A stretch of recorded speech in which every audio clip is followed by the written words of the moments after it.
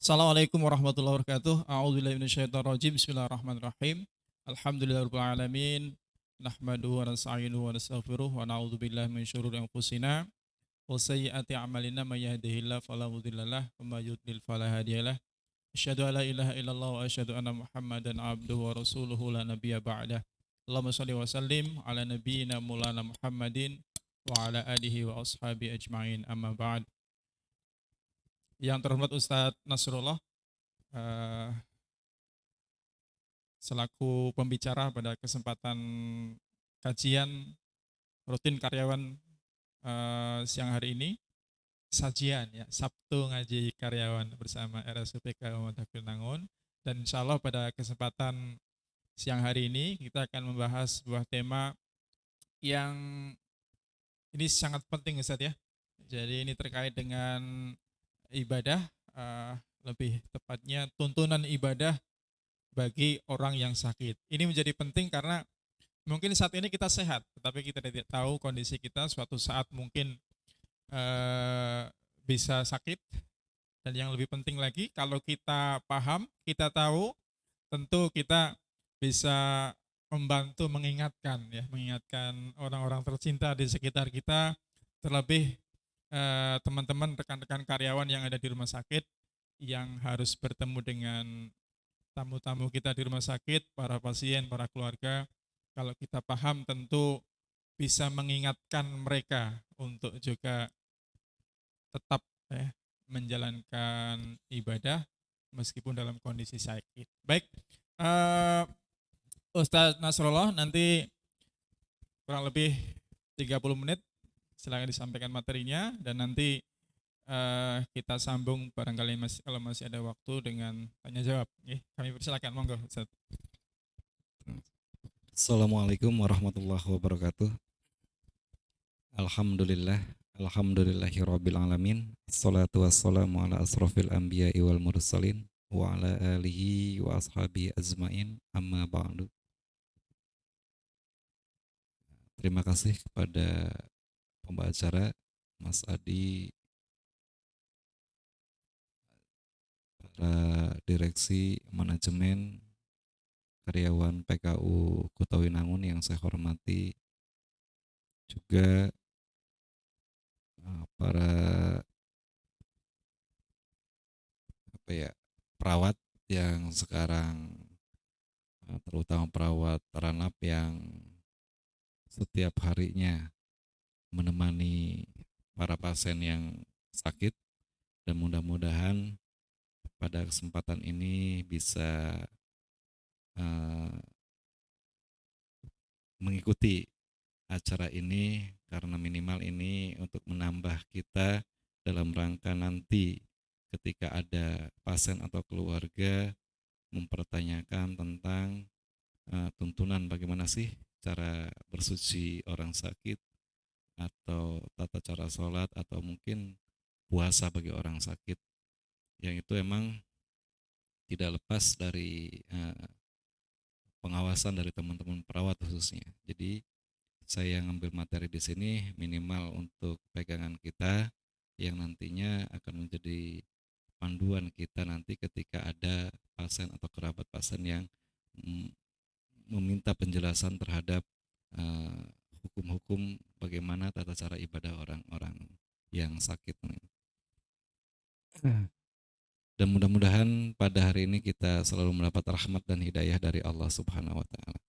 Baiklah, kita langsung aja bahwa dalam materi ini, dalam hal masalah sakit ya, intinya saya akan fokus ke masalah tuntunan ibadah saat sakit aja, karena kalau misalnya uh, tuntunan ibadah yang lainnya, baik sholat secara sehat, ya kan, dalam keadaan sehat, puasa dalam keadaan itu sudah jelas, dan nanti mungkin pada kesempatan lain para pembicara atau pemateri yang lain nanti mungkin akan membahas masalah itu.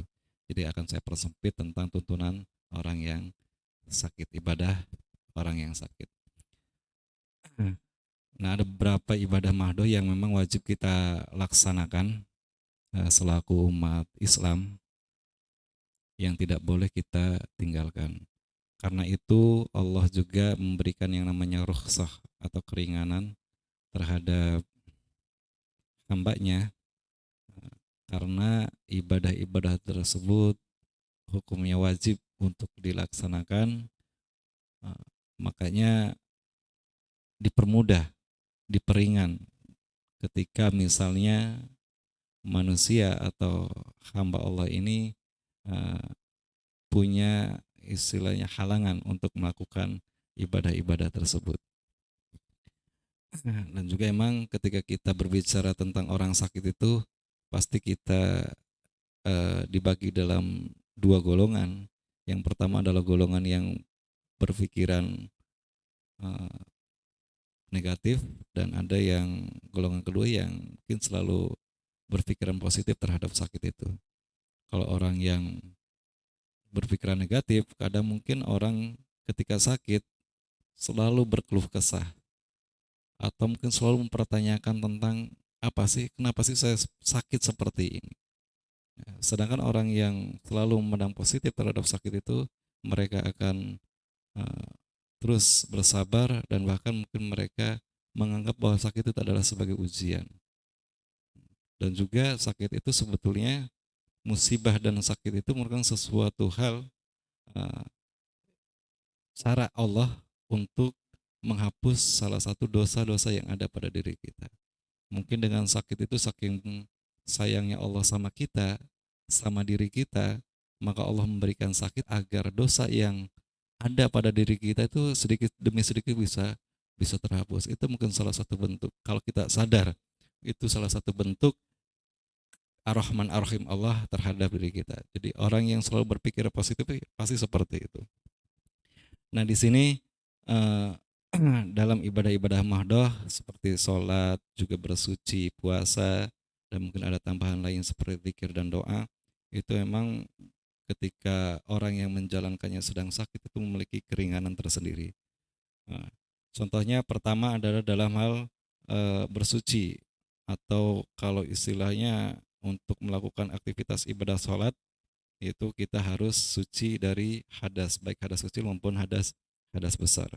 Nah, kalau misalnya orang yang sehat bersuci dari hadas besar itu ya dengan mandi, mandi junub, eh, atau hadas kecil dari kencing ya dengan berwudu gitu kan. Nah, bagaimana dengan orang sakit?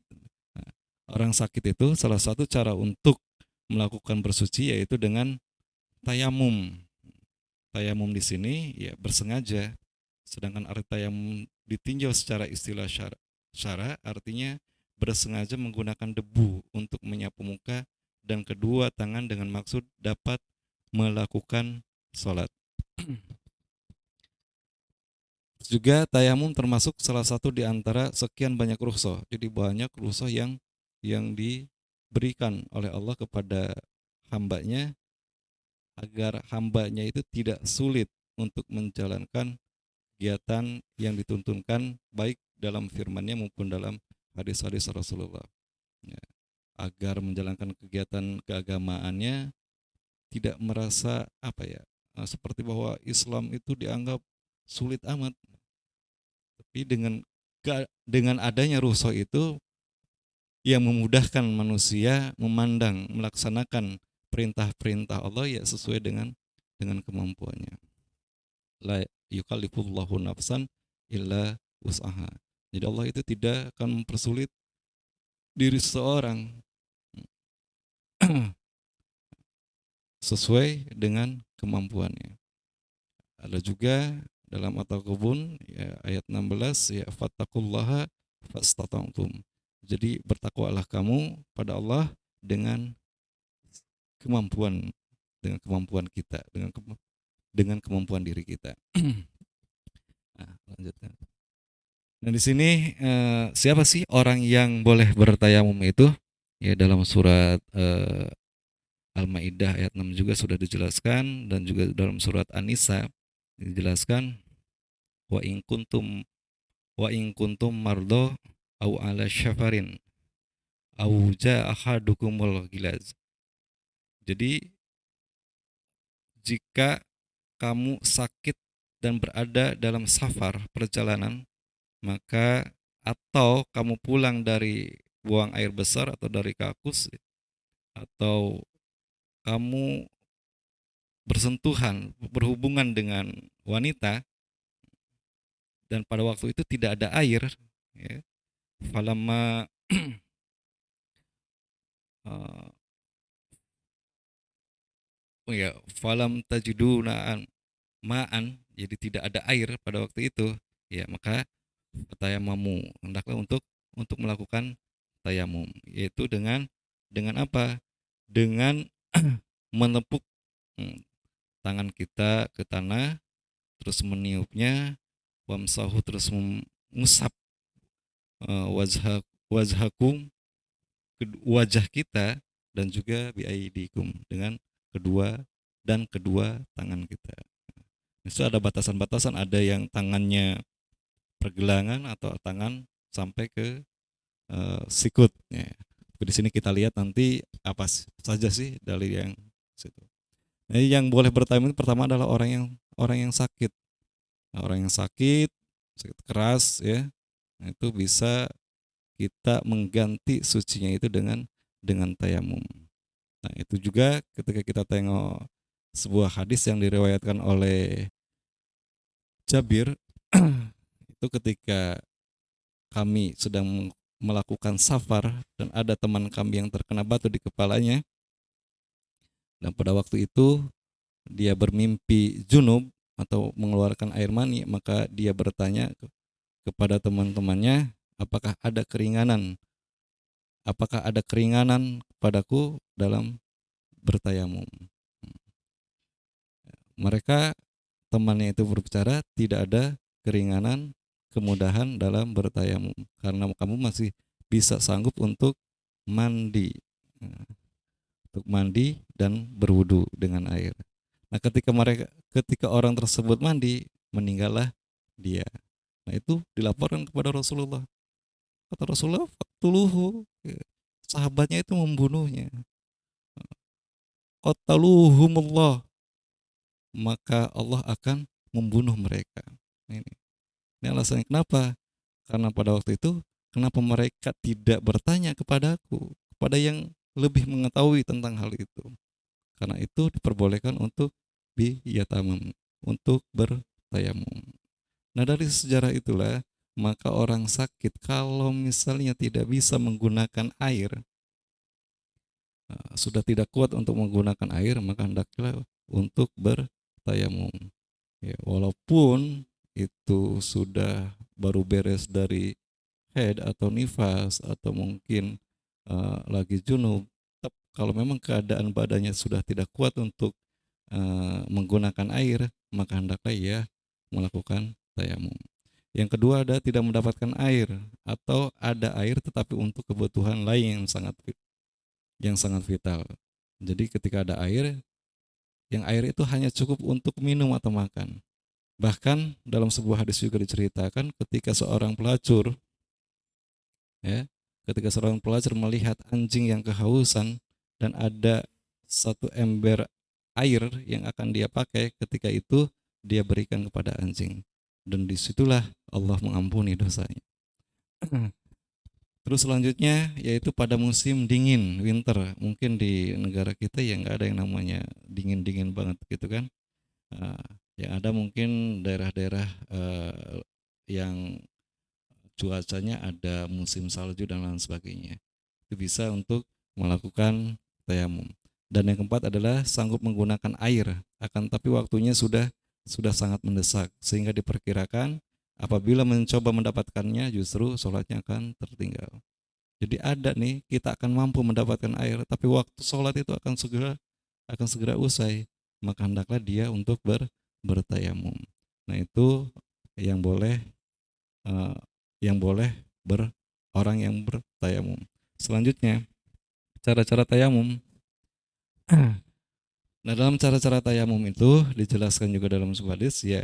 Pertama yaitu dengan membaca bismillah. Bismillahirrahmanirrahim dengan niat ikhlas karena Allah semata. Seraya menupuk atau melekatkan kedua telapak tangan pada tempat yang berdebu.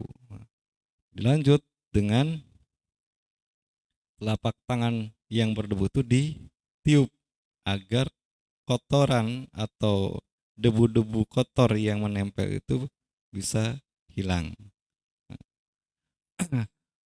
Terus selanjutnya yaitu famsahu, mengusap apa, wajhakum, yaitu muka, ya, mukanya diusap sampai merata dan diteruskan dengan mengusap kedua punggung dan telapak tangan dengan mendahulukan telapak tangan, ya. Jadi pelaksanaan tayamum tersebut cukup dikerjakan satu kali, baik sewaktu mengambil debu ataupun saat mengusapnya. Ya. Dalil tentang tayamum sudah jelas bagaimana dalam surat Al-Maidah. Jadi wa in kuntum junaban fatahhir wa in kuntum marda au ala syafarin au jaa ahadakum minkum minal gilaz aw la masattum nisa falam tajidu ma'an fatayammamu sha'idan thayyiban famsahu biwujuhikum wa aydikum min. Sama dengan surat Al-Maidah juga di bawahnya. Yang maksudnya ya, maka bertayamumlah dengan tanah yang baik, bersih. Sapulah mukamu dan tanganmu dengan tanah itu. Tukun. Dalam surat An-Nisa di bawahnya juga, yaitu menyentuh perempuan, kemudian kamu tidak mendapat air, maka bertayamumlah kamu dengan tanah yang baik atau suci, thayyibah. Sapulah mukamu dan tanganmu. Lanjut. Nah, dalam hadis terjelaskan tata cara tayamum di sini dijelaskan oleh Rasulullah ketika itu Amr dalam keadaan junub dan dia berguling-guling di atas tanah. Nah, akhirnya dia bicara dengan Rasulullah. Rasulullah menjelaskan fadaraballahu nabiyyu bikafaidil ard.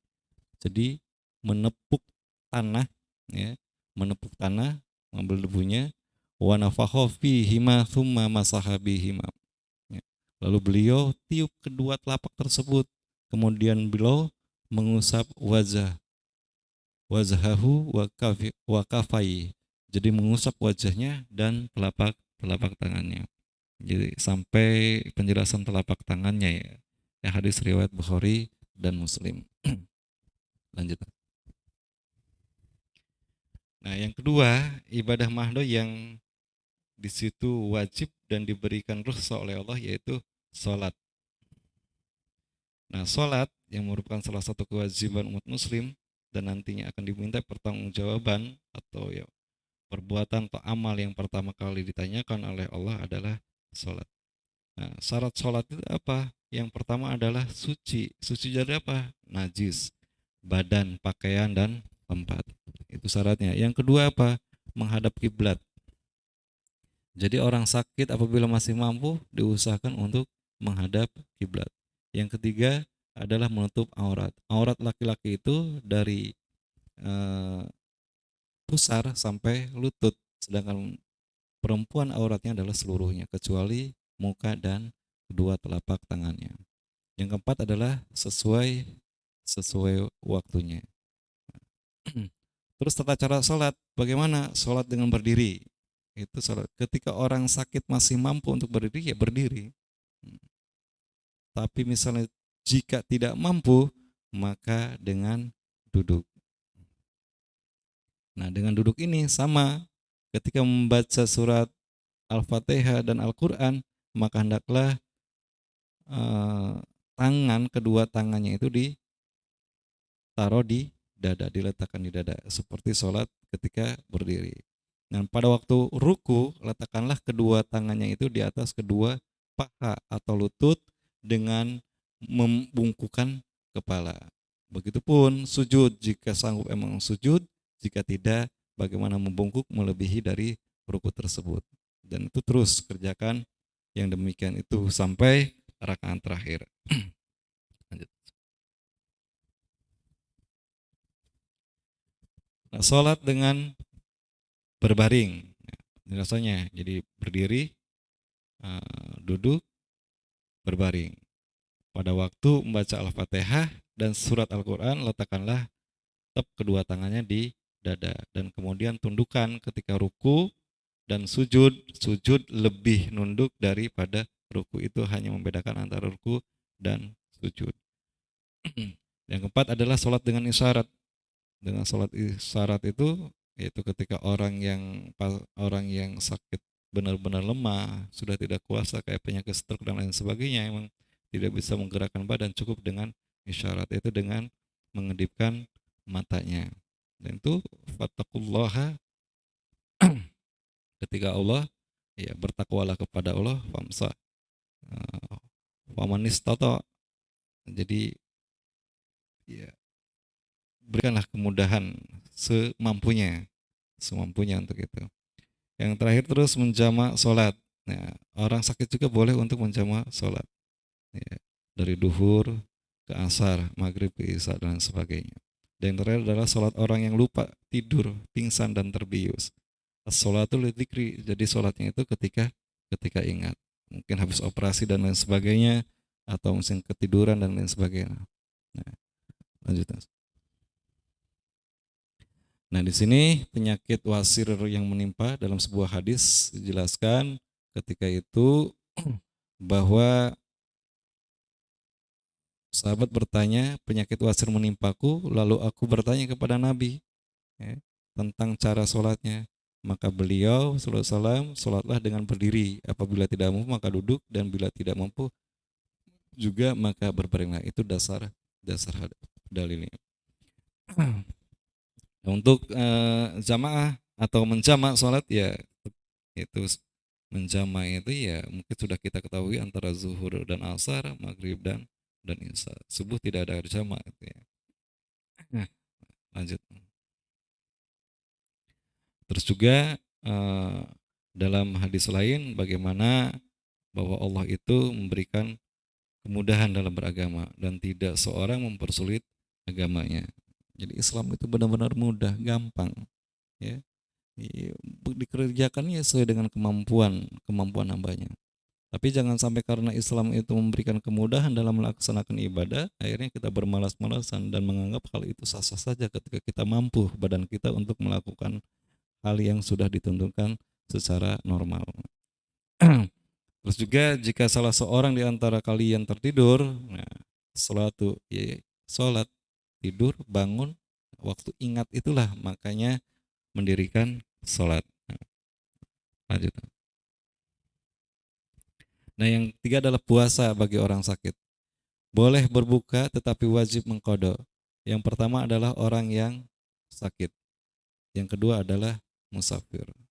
Dalam surat Al-Baqarah ayat 180 sudah dijelaskan, ya, bagaimana orang yang sakit, orang musafir dalam perjalanan itu boleh berbuka puasa.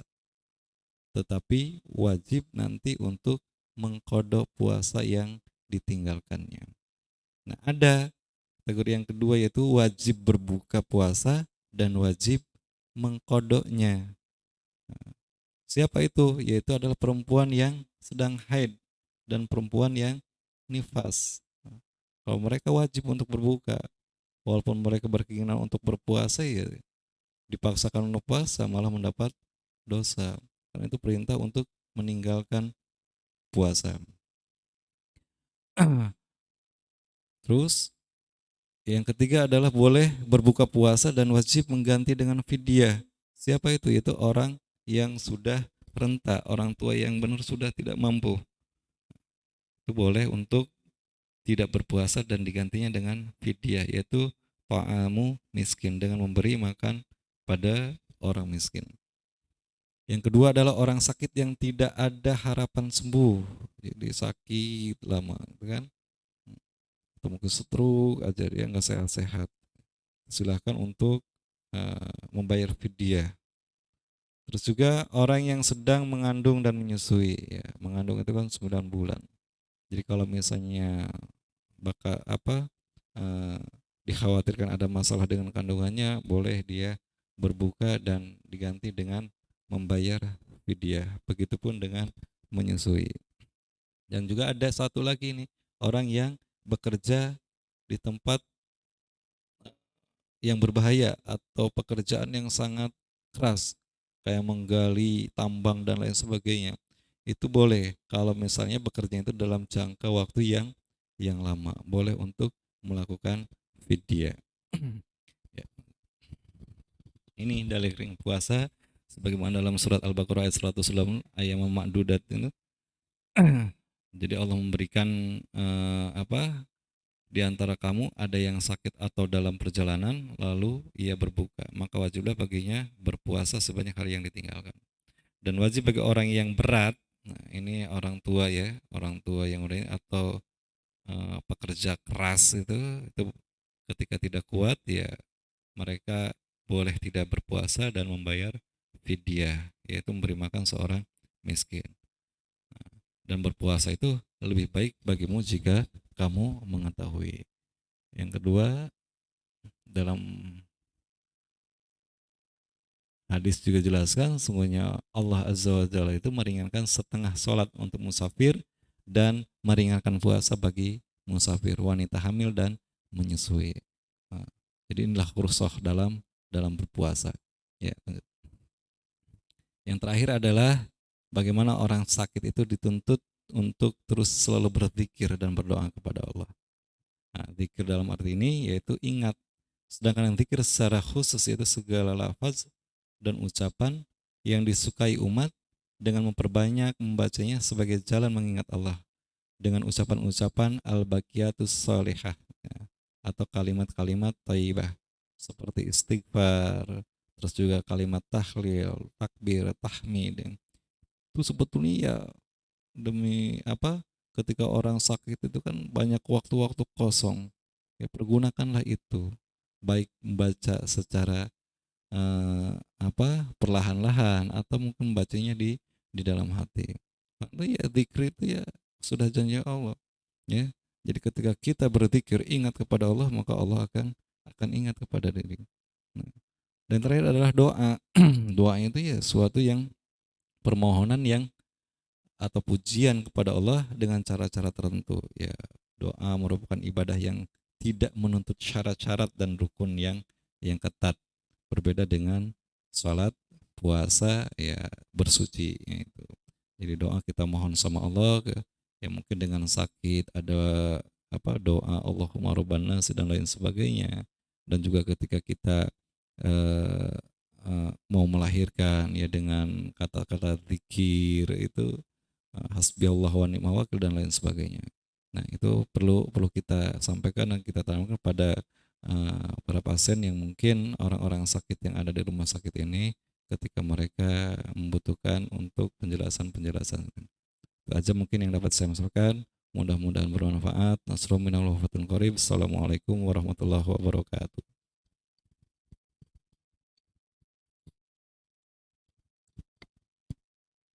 Waalaikumsalam warahmatullahi wabarakatuh. Eh, Demikian tadi para pemirsa rahimakumullah kajian oleh Ustadz Nasrullah terkait dengan tuntunan ibadah bagi orang sakit. Ya, tema ini memang tema yang sangat penting ya bagi kita karena memang orang yang sehat saja kebanyakan sering mengabaikan sholat gitu ya. Karena ya kondisi kita umumnya tidak selalu dalam keadaan baik, sering futur, sering lemah gitu ya.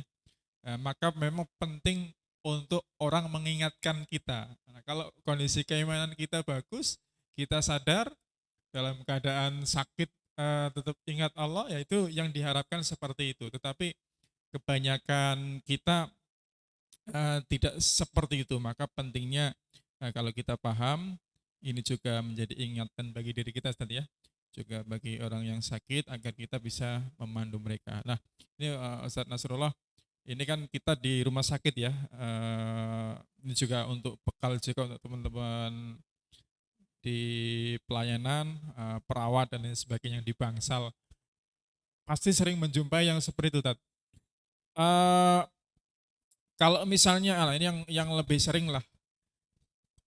Tadi dikatakan bahwa kalau memang sakit tidak memungkinkan untuk wudhu, boleh dengan bertayamum.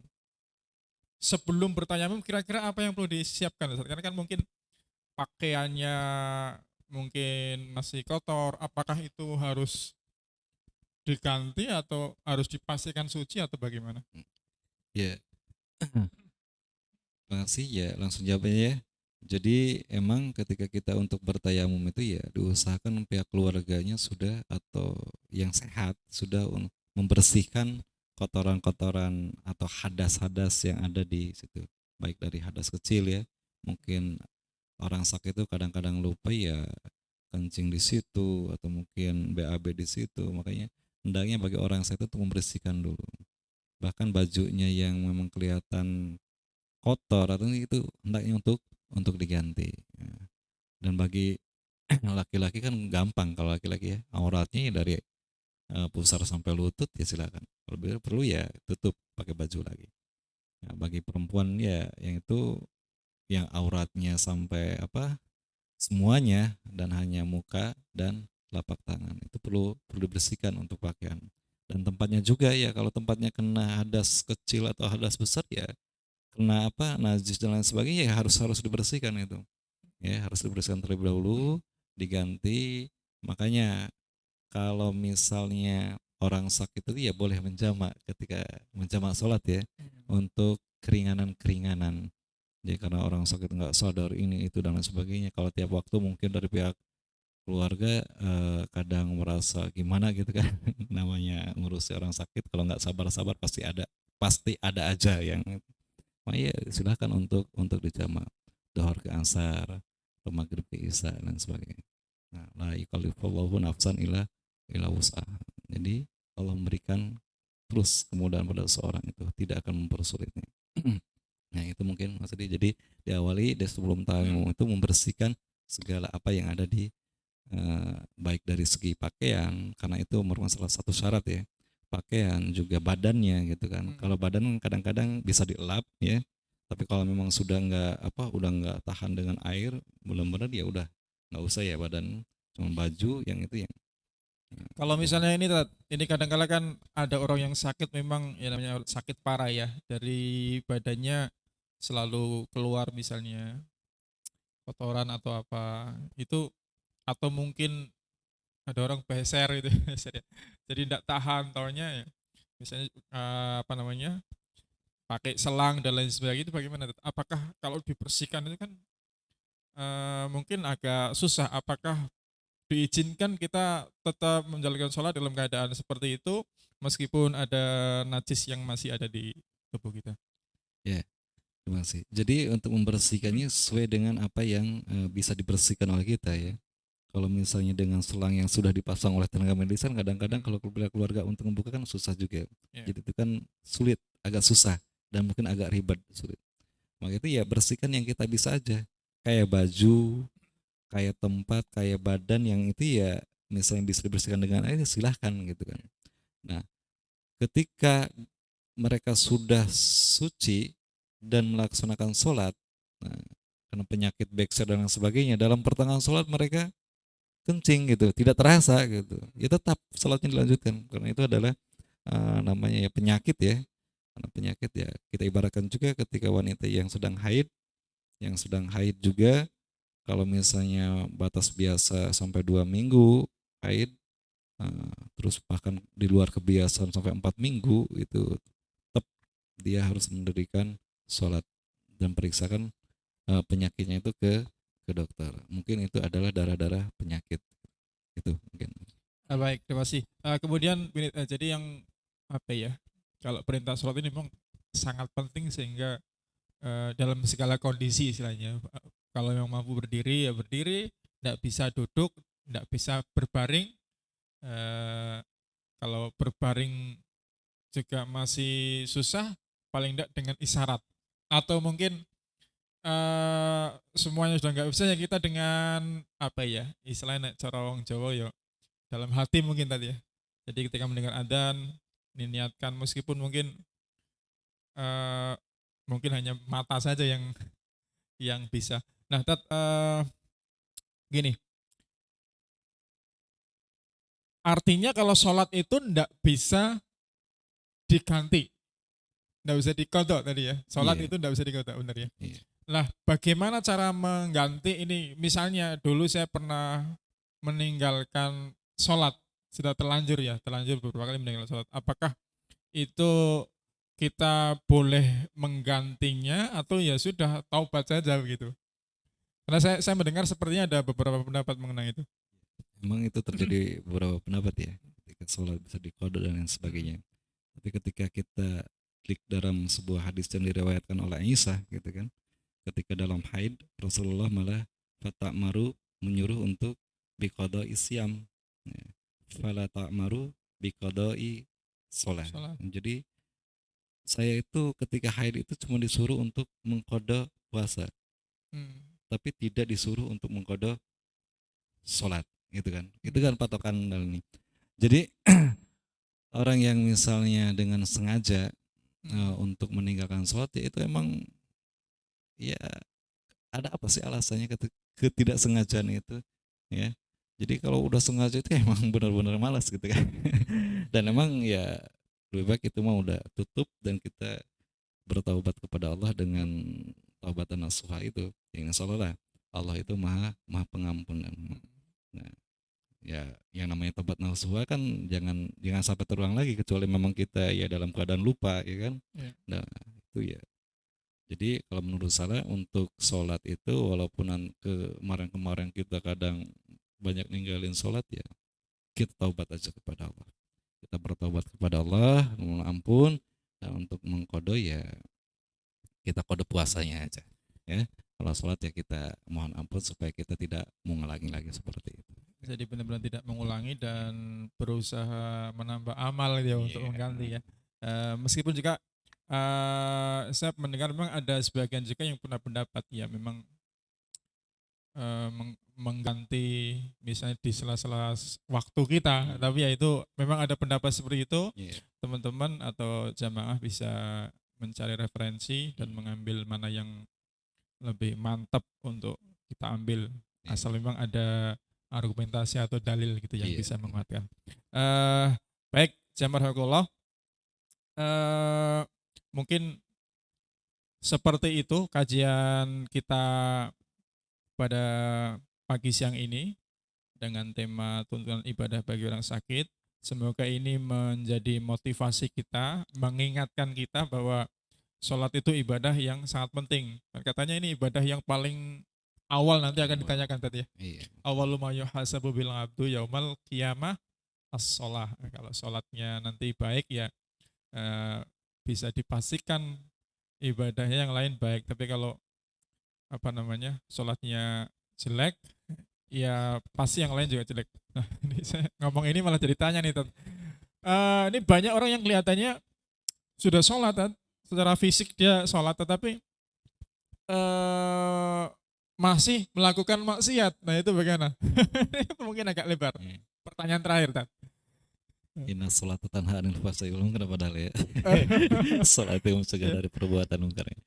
Ya emang Apakah karena kualitas sholatnya kita jelek atau sehingga bagaimana? Ya, jelas. Nah, di sini kan jelas sholat itu kan memiliki rukun ya, rukun dan tata cara secara khusus sebagaimana diriwayatkan oleh Rasulullah juga ketika kita sudah niat berdiri tegap dan mengangkat kedua tangan kita dengan takbiratul ihram udah kita putuskan segala pikiran apa yang selalu membayang di pikiran kita, tinggalkan dulu ya, kita fokuskan bahwa kita ya sedang sholat, yaitu kembali dengan khusyuk. Emang yang namanya khusyuk itu katanya cuma beberapa menit, bahkan Ali juga ketika dicoba oleh Rasulullah gitu kan bagaimana apa dalam sholat khusyuknya, Ali malah mengaku ketika itu ya dia berpikir tentang baca surat apa saya ini kan gitu. Nah ini itu kembali kepada innamal a'malu binniyat sebetulnya. Nah, kalau memang kita niatnya itu sholat itu betul-betul untuk tanha anil fahsya'i wal munkar itu ya, berarti ya kita serahkan semuanya kepada Allah. Karena sholat pengertian dasarnya itu loh doa. Kalau misalnya kita sholatnya itu ya buru-buru ya dengan membaca Bismillahirrahmanirrahim yang tidak jelas, ya kata Allah kamu minta apa sama saya gitu kan, padahal Allah kan maha tahu gitu.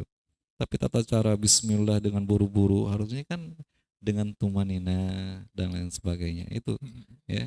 Ya salah satunya kadang-kadang karena pikiran kita lagi kacau sholatnya baca Al-Fatihah aja nggak jelas. Padahal kan salah satu rukun yang tidak boleh eh, ditinggalkan gitu kan. Jadi perbaiki kualitas sholat kita dengan mengikuti tata cara secara tertib. Bagaimana dengan niatnya, rukun-rukunnya dijalankan sepenuhnya sesuai dengan tuntunan Rasulullah Sallallahu Alaihi Wasallam itu sebetulnya.